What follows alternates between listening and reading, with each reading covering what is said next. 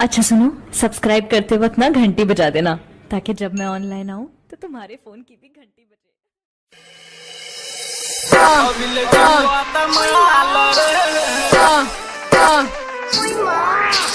DJ Govind Bihar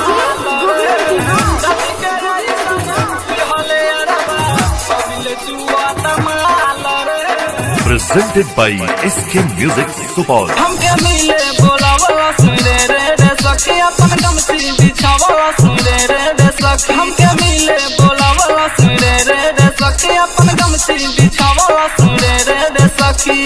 छोटकी दियारिया में मत गले बतिया छोटकी दियारिया में मत गले बतिया हेरा में पड़ल रही कहा हाल रे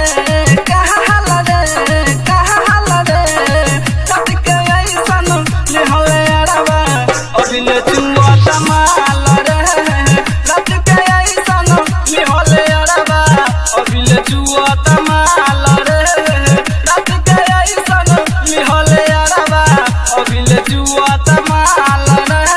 डीजे गोविंद बिहार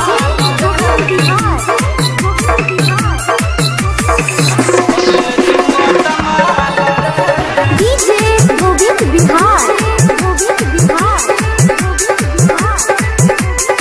मजा उली हवस कपड़ा उतार के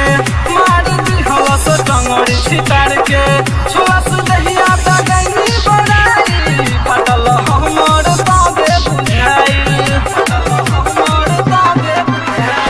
मजा उली हवस कपड़ा उतार के मार दी हवस टंगड़ी छितार के छुआस दहिया ता गई बड़ाई फटल हमर ताबे बुझाई नाजुक कैले हमरो हाथिया नाजुक कैले हमरो हाथिया मिस दी हवस गहाल रे रात के ऐसन लिहले अरवा अबिले जुआ तमाल रे रात के ऐसन लिहले अरवा अबिले जुआ तमाल रे रात के ऐसन लिहले अरवा अबिले जुआ तमाल रे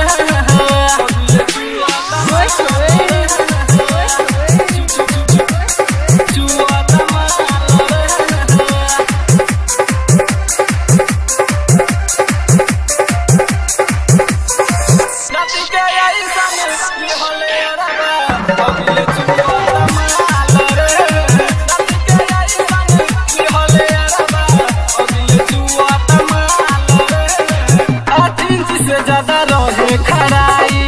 ना पति हवा समोर गहराई हमरा चूड़ी में कैलस फराई दही के दिहला सजो बना दवाई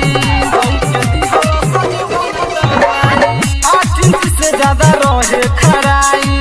ना पति हवा समोर गहराई हमरा चूड़ी में कैलस फराई दही के दिहला सजो बना दवाई जोश में आके भइल गलतिया जोश में आके भइल गलतिया बिगाड़ दिहलस चाहल रे रात के ऐसन लिहले अरवा अबिले जुआ तमाल रे रात के ऐसन लिहले अरवा अबिले जुआ तमाल रे